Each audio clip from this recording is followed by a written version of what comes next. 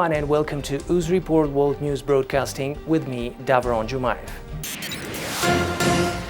Uzbekistan's intention to reduce the number of SOEs by 75% by 2026 will create a strong and competitive private sector, as well as a more inclusive and dynamic economy, World Bank experts said during a forum in Tashkent on May 27. The event was organized by the State Assets Management Agency in partnership with the International Bank. Dear Uzbek World viewers, the high-level International Forum on SOE's privatization and reform program is underway in Uzbekistan's capital, Tashkent. The event is chaired by the World Bank as well as the Uz Assets Agency and is discussing measures taken to implement this huge roadmap that is being developed by international organizations as well as the local ministries.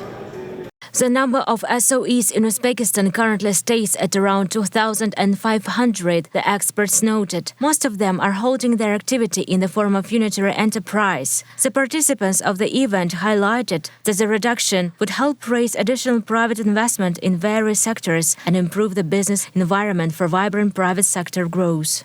Privatization and transformation of state-owned enterprises, as you know, is one of the priority areas for the improvement of best management practices, as well as open, transparent and market-oriented principles in creating broad opportunities for the participation in the process of private capital reforms, reducing the role of the state in the economy and further improving the competitive environment. Despite the current socio-economic situation with COVID-19 in the region and the consequent restrictive measures, Uzbekistan is continuing positive growth of the economy, and we see one of the main results or causes, namely no results. The reasons for this increase despite the pandemic are the policies pursued so far and implemented by His Excellency President Shavkat Miromonovich Mirziyoyev, the head of our country. That is, we want to say that the economic growth that we achieved despite the pandemic is a continuation, or rather the result of the reforms that were carried out before the start of the pandemic, and the active policy of reforms and the active policy of stimulating the economy that was carried out in our country. Therefore, you all know that the pandemic has made several serious adjustments to the agenda of economic policy, and you all know that especially in the first half. Even in the first 3 quarters of last year, all countries of the world, including Uzbekistan, were also busy mainly with current economic measures, including supporting healthcare in the fight against the coronavirus pandemic and so on. But you know that already in the 4th quarter of last year, amid a pandemic, the country's leadership decided to privatize and accelerate the transformation of state-owned enterprises. We have a solid reform agenda that will continue, and I can cite as an example the recent visit of Ms. Anna Beard to Uzbekistan. Her very successful, warm and constructive meeting with the esteemed President of the Republic of Uzbekistan, and I think it was shown once again, and she and the entire delegation of the World Bank were once again convinced that the leader of Uzbekistan is committed to reforms. According to Anna Bierda, the World Bank's Vice President for Europe and Central Asia, the lessons from foreign countries' experiences highlight the importance of well-sequenced and transparent privatization and state enterprise reforms. This requires an accelerated transition toward a private sector-driven, market-based economy. Uzbekistan's public sector will not be able to create the large number of jobs required to meet the needs of a young labor force that is expected to continue growing until 2040. Accelerating the reform of SOEs and creating a competitive and inclusive private sector-led growth model, as stated in Uzbekistan's 2017-2021 National Development Strategy, is therefore essential. The World Bank and other development partners have provided support in shaping the important initial steps to market reforms, improve business environment, and reduce the role of SOEs in the Uzbekistan economy. For example, the SOE ownership function over centrally owned SOEs is now carried out by SAMA, which acts as the SOE shareholder and is mandated to develop and implement an SOE ownership policy, good corporate governance practices, appoint SOE board members, monitor financial performance, and develop and enforce key performance indicators. SAMA is also embarking on a privatization program that will significantly reduce the number of SOEs in the country. Reforming SOEs is a complex and challenging process. A comprehensive framework and roadmap are paramount to this process and to the implementation of a just, transparent, and accountable privatization process. This will ensure credibility of these important reforms and reinforce the message of benefiting society as a whole. Privatization of SOEs is equally challenging and complex, but that we have experience to draw from and learn from. For example, in Central and Eastern Europe, the predominant approach in transition countries was to privatize as quickly as possible. Looking back, this resulted in some missteps that should be avoided. China has the largest SOE sector in the world and has undertaken persistent effort to reform their SOEs. Uzbekistan has embarked into ambitious reform from 2016-17 to move toward a market economy for one reason, to create not just growth, but economic growth that generates jobs and prosperity. And that agenda goes through the role of the state in the economy, the role of the state to create the condition for a competitive market economy. Thus, this leads us to the issue of today's discussion, which is the reform and of the state-owned enterprises sector, which is prominent in Uzbekistan. More than, together with the public sector, 50% of the GDP is related to SOEs and the state. And we're glad to bring here, as World Bank experts, international expertise, to discuss the experience of other countries with this process of reform and privatization, because it's complex and it requires planning and it requires vision. And so we are glad to bring here today the experience of countries who have been successful, also the experience of countries who have encountered difficulties in the process, and we hope that this will help Sama and the government of Uzbekistan to plan these next steps with the reform of their SOE sector. Privatization is just an instrument to achieve several goals. In my opinion, if the strategic purpose of the country is to strengthen the private entrepreneurs, then privatization is a good tool. That is, in various public tenders to sell part of this property to private individuals. Let's consider that if we'd built such a policy in Uzbekistan as in Poland, which presupposes the existence of Uzbek champions. What does it mean? These are industry companies that will be leaders not only in the local market but also abroad, in various industries relying on natural resources, personnel, the market participation and other aspects. In addition, the country has to admit that one of the strategic purposes of the republic is the development of human capital. Uzbekistan may become the hub of all the services for business and entrepreneurship, including accounting, logistics, IT, media and other spheres. To implement all the projects, the young generation require language skills, IT knowledge and so on. The new bridge over the Amu Darya River and the Shavat-Gurlen-Jumurtau-Kipchak railway line is set to reduce the time of cargo delivery from Kazakhstan and Russia, Uzbekistan Railways has reported. A distance for transportation of goods coming from Russia and Kazakhstan is to be reduced for 240 kilometers and the time in travel for 6 hours. The volume of freight transportation is expected to double to reach 25 million tons a year. The total length of the road rail bridge will make 413 meters. It will be 8.5 meters wide. The project is implemented at the expense of own funds of Uzbekistan Railways and loan resources. Its initiators intend to involve specialists and consultants from leading foreign companies. Uzbekistan and Turkmenistan signed an agreement on a joint Uzbek-Turkmen Intergovernmental Commission for Water Management Issues, as well as a document on paid land use, the Uzbek Foreign Ministry said on Thursday. These documents will serve as a breakthrough in the joint exploitation of transboundary water resources on a rational and fair basis, in the spirit of friendship and good neighborliness, according to a Uzbek ministry statement. Uzbekistan and Turkmenistan share water from Amu Darya, a river important for the livelihood of the people in the region, where water shortages become an acute problem during summer irrigation periods. Water issues were first touched upon in 2019 when the Uzbek President Shavkat Mirziyoyev met his Turkmen counterpart Gurbanguly Berdimuhamedov in Tashkent. President Mirziyoyev then urged Berdimuhamedov for coordinated approaches in solving water use problems based on common long-term interest. Berdimuhamedov said that the countries of the region should join efforts to ensure equal and fair access to water resources. The EU Special Representative for Central Asia, Peter Burian, has recently noted that in order to resolve conflict situations in the region, countries need not only to use water more economically but also to agree on a fair division of water resources and access to them, taking into account the interests of the countries of the upper and lower mountain rivers. Property and income declaration of civil servants has been a topic for heated discussions in Uzbekistan for a long time. It was in January when the anti-corruption agency had developed the related bill and sent it to the presidential administration. The declaration procedure would come into force in 2022. The director of the anti-corruption agency, Akmal Burkonov, has reported.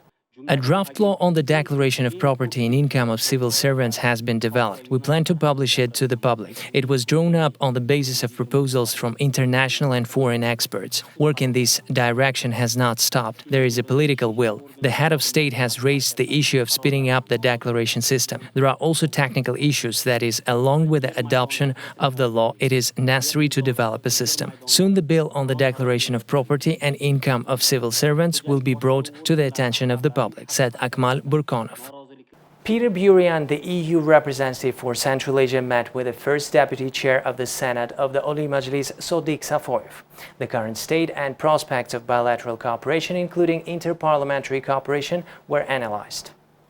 Peter Burian highly valued the work done in the country to improve the state and public administration, the judicial and legal system, targeted social protection of the population, strengthening security and reforming many areas. It was particularly noted that Uzbekistan became a member of the UN Human Rights Council for the first time in its history. Afghanistan is Central Asia. This was really a major game changer, which brought also new opportunities for our cooperation, for also implementing important decisions which we took together when we have enacted a new strategy for the region, for Central Asia, which was a product of your ideas, your contribution, and I very much remember the seminar which we had when the strategy was prepared and when you were leading the discussion, identifying key areas of future focus and cooperation, responding to your needs and to your vision of regional cooperation, which we didn't want to impose on you, but we really wanted to follow what actually you think and see in the region. And I am pleased that under your leadership, once again, the region starts working as a region in addressing many important challenges. And I believe for that, and I wanted to reconfirm, EU is a strong and reliable partner for that. The parties exchanged views on the development of cooperation in the light of the adoption at the 75th plenary session of the UN General Assembly of a resolution on the transformation of the RLC region into a zone of environmental innovations and technologies. During the meeting, strengthening interparliamentary relations between the European Union and Uzbekistan was noted. The International Forum of Global Interparliamentary Cooperation in Achieving the Sustainable Development Goals is planned to be held in June this year in Bukhara. Canadian province of Newfoundland and Labrador is now offering special programs for Uzbek migrants. Ambassador of Uzbekistan to the US and Canada, Javlon Vakabov, held online talks with the Minister of Immigration, Skills and Labor of the province, Jerry Byrne. The Canadian side reported that the province of Newfoundland and Labrador is currently experiencing a shortage of labor in many industries, including in the construction, agriculture, and mining. There is an urgent need for young professionals. Our vision and common interests in this area coincide, the minister added. This province aims to increase immigration to about 5,100 permanent residents by 2026. Under this program, potential immigrants with skills and experience can receive the appropriate nomination certificate from the province. According to Bernay, there are 3 main sub-programs for qualified employees: express entry, a guaranteed job offer from a provincial employer for international students, and priority skills, highly educated and qualified candidates with experience in certain industries. Uzbekistan is signing agreements with a number of countries to promote organized labor migration for Uzbek citizens. Flights to Tashkent, Tel Aviv have been resumed. They were closed due to the unfavorable epidemiological situation in both countries, Uzbekistan Airways has reported. It added that the flights will be operated once a week, every Monday. The first flight has already been successfully launched on May 24. The report emphasizes that foreign citizens are prohibited from entering and transit to Israel. This list does not include citizens and residents of the country, passengers with a permit issued by the Department of Population and Immigration. Upon arrival in Israel, passengers undergo a PCR test for COVID-19 and can be quarantined for up to 14 days. Egyptian airline made a bad turn right above the Tashkent city. A special commission has been set up to investigate the causes of the incident. Fly Egypt Boeing 737 on May 26, performing a flight on the Tashkent-Cairo route, made an unacceptable maneuver, a U-turn right across the city after taking off from Tashkent airport. The Ministry of Transport press service has reported. The Special Commission is in charge to shed the light on the incident causes. According to independent experts, the pilot could have made a mistake or was forced to make a maneuver due to the weather conditions. Investigation results are yet to be announced. Local residents in Surkhandarya region have found cubs of an unknown animal, regional head of state reported. According to available information, the animal had killed over 10 cattle in the Muzrabad district of Surkhandarya region. Supposedly it was a jackal. After that, a group of residents ambushed and killed it at night. Residents have found 2 cubs when they were seeking the place where it was killed. They have now been handed over to the Terma Zoo to determine the species to which they belong. Brazil's President Jair Bolsonaro once again demanded a return to normality on Thursday, now threatening to involve the military against any local governments, announcing new lockdowns in the midst of a new brutal wave of COVID-19. This adds to concerns over Bolsonaro's unprecedented attempts to politicize the military. In the northern Amazonas state, Bolsonaro hinted at his threat to the armed forces. More than an obligation and duty, I am sure you, the armed forces, will act within the 4 lines of the Constitution if necessary. I hope it will not be necessary and that we return to normalcy. We are not yet in it, we are far from it, but no one can accuse the current president of being a person who is not a Democrat, who does not respect the law, and who does not exist within the Constitution. Bolsonaro reiterated that freedom in Brazil is in the hands of the military. The far-right president aims to run for re-election next year, though he has been widely criticized for his handling of the pandemic, including opposing lockdowns. Brazil has reported more than 450,000 deaths since the pandemic began. Artificial intelligence is recording the rapid rate of urbanization across sub-Saharan Africa, where city populations are expected to triple in the next 3 decades. Britain's national mapping agency, Ordnance Survey, is using aerial imagery provided by the Zambian government with machine learning to generate a new, highly detailed map of the capital city, Lusaka. This will help planners cope with the huge demand on basic public services. According to the World Bank, more than 50% of people in Africa live in unplanned, so-called informal settlements, with little or no access to water or sanitation. Peter Oborn from the Commonwealth Association of Architects. Well, many people, particularly in the global north, refer to the climate emergency, but I think for many people living in the global south, there is an urban emergency, and that is the challenge posed by rapid urbanization and the consequences in terms of health and well-being, prosperity or lack of prosperity, lack of access to employment, and all the issues which come from poor planning. And the link between economic policy and spatial planning is terribly important. And applications like this base map provide us with a starting point for bringing together economic planning and spatial planning, and to address what, as you rightly say, has the potential for becoming a disaster, frankly. The innovative technology can make detailed maps in a fraction of the time normally needed, giving the government a better chance of supporting the new urban population. Andy Wilson is the Ordnance Survey's Region Director for Africa. So the ability to map individual properties in an informal settlement, then map where the water points are, where the sanitation facilities are, where the transportation infrastructure is, where the pharmacies, the doctors' surgeries and the hospitals are, you can very quickly analyse where the gaps are in that infrastructure. And what will that enable the city planners to do is then plug those gaps by understanding where they can put that particular infrastructure to ensure those citizens have access to those services. Sustainable urbanisation like this may be one answer to alleviating high levels of urban poverty. A passenger plane cruises the sky, thousands of feet in the air. But the pilots are in fact on the ground. This is Kenya News' state-of-the-art flight simulator, the first of its kind in East Africa and only the third on the continent. After a global health crisis that's forecast to have cost African airlines $40 million, it's a part of a regional strategy to recover.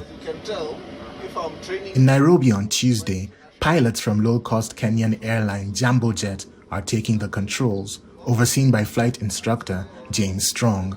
You're able to put different scenarios, you're able to change the weather, you're able to put malfunctions if need be, and a couple of other things. The simulator is also able to replicate sensations like those produced when accelerating for takeoff or during turbulence. It's now operational after a deal struck between Flight Safety International, national carrier Kenya Airways, and Jambo Jet. Jambo Jet's acting managing director, Karanja Ndegwa, says the simulator will cut operational costs, such as sending pilots overseas for training, by at least 10%. The cockpit crews, pilots' productivity is higher and it's cheaper in terms of you don't pay any hotels, you don't pay any travel. Airlines across the world have been hit as lockdowns closed borders. The simulators are being used to train pilots for a new fleet of 5 de Havilland Canada DHC-8 aircraft. The planes, simulator, and plans for new routes are all part of a strategy that Jambo Jet hopes will land the business on firmer ground.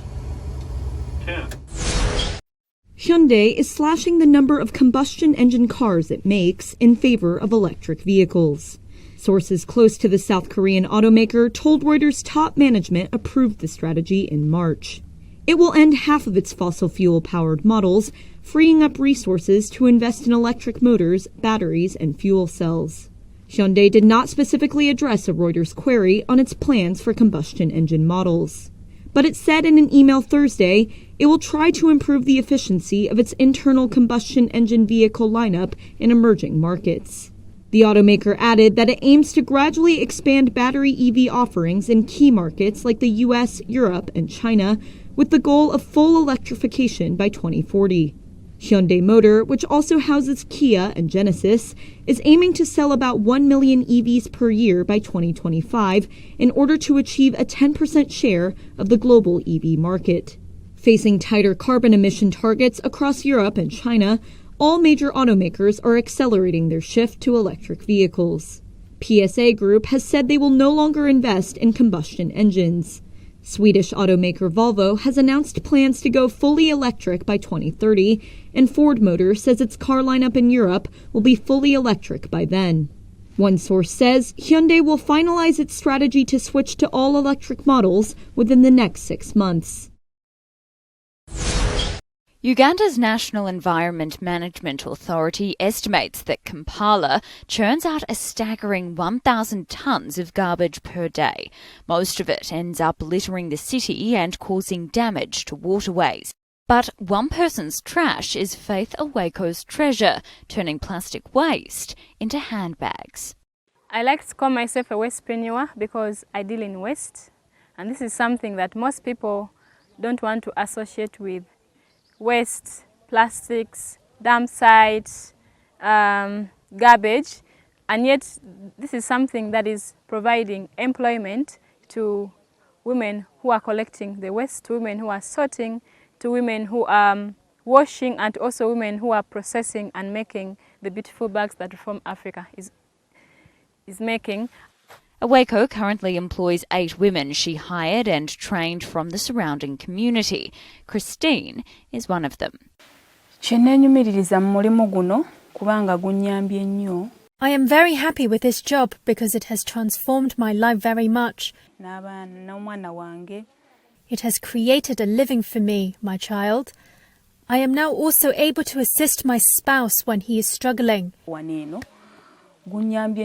This job has really helped me. The other thing is that I like that we empty communities of these polythene bags, which saves the environment.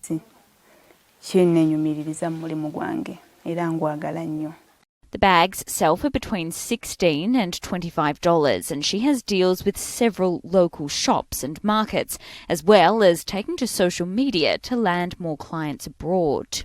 Aweko not only hopes to make a mark with her brand, but that her bags will also help spark conversations about environmental awareness, recycling, and waste management.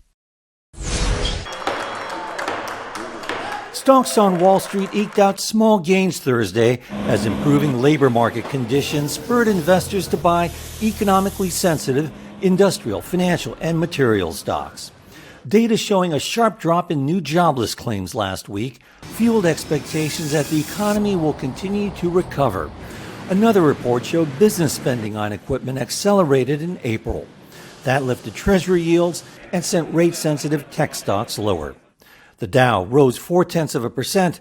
The broader indexes barely budged on the day. Boeing was the biggest mover on the Dow. Shares of the aerospace giant climbed nearly 4% after its European arch-rival Airbus said it was considering almost doubling production of single-aisle jets by the middle of the decade. The aviation industry had suffered big losses last year as a health crisis slammed air travel, but this year has brought new orders. The Airbus news also sent shares of Boeing's engine supplier GE up 7%. Shares of Nvidia fell more than 1%. The chip maker could not say for certain how much of its recent revenue increase came from the volatile cryptocurrency mining market. Dollar Tree shares dropped nearly 8%.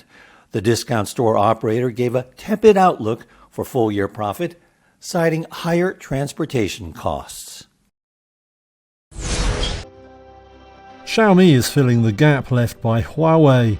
Revenues at the Chinese phone maker leapt 55% to $12 billion in the first quarter. That was better than already robust analyst forecasts. Xiaomi's share of the smartphone market in China surged by 75% on the year. That comes as Huawei retreated from the market under pressure from US sanctions. It's barred from accessing key technologies of US origin, hampering its new product development. Xiaomi, by contrast, has been removed from a US blacklist. But one cloud still hangs over the firm. Like many manufacturers of all kinds, it's battling the global shortage of chips. Semiconductor supplies have been hit by surge in demand, factory problems, and other factors. For now, Xiaomi says its chip stocks remain at healthy levels, but it warned that the global shortage could persist into mid-2022. These were the top headlines for today. Stay safe and goodbye.